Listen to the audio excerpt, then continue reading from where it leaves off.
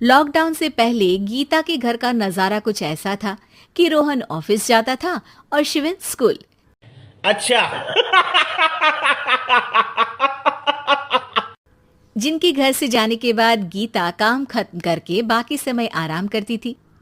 लेकिन लॉकडाउन के बाद ऑफिस और स्कूल घर में ही खुल गए और इससे गीता का हाल वो तो आपको देखने में ही मजा आएगा। शिवेन, ओ शिवेन, महाराज उठने के लिए क्या 21 तोपों की सलामी लेंगे? अरे बिस्तर से बाहर निकल, ऑनलाइन क्लास स्टार्ट होने वाली है। अरे तुम भी हद करती हो, स्पीकर की तरह चिल्लाने की क्या जरूरत है? दिख नहीं रहा मेरी कॉन्फ्रेंस चल रही है। अब कैमरा और स्पीकर ऑन कर रहा हूं, मुझे कोई शोर नहीं चाहिए। इस पर जैसे ही रोहन लैपटॉप का कैमरा और स्पीकर ऑन करता है तभी कुकर की सीटी बजती है।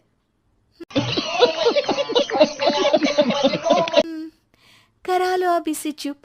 लॉकडाउन नहीं हुआ, मेरी मौत का फरमान जारी हो गया। दोनों बाप बेटे ने नाक में दम किया हुआ है। ऐसा बोलकर गीता वहां से शिविन के कमरे में पहुंच जाती है, जहां शिविन अभी भी सो रहा होता है।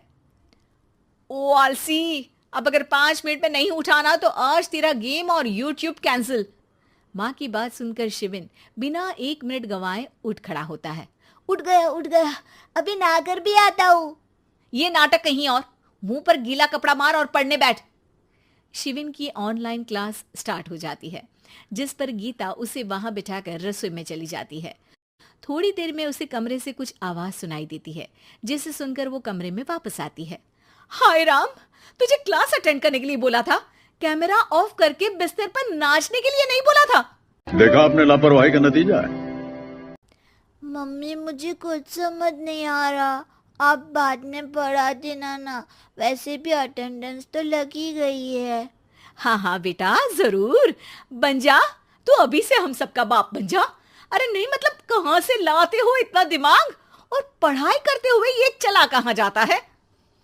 नाइस क्वेश्चन, दिमाग से पूछकर बता दूंगा। शिविन की बातों से परेशान होकर गीता उसे मारने के लिए जैसे ही आगे बढ़ती है तभी वो कमरे से बाहर भाग जाता है।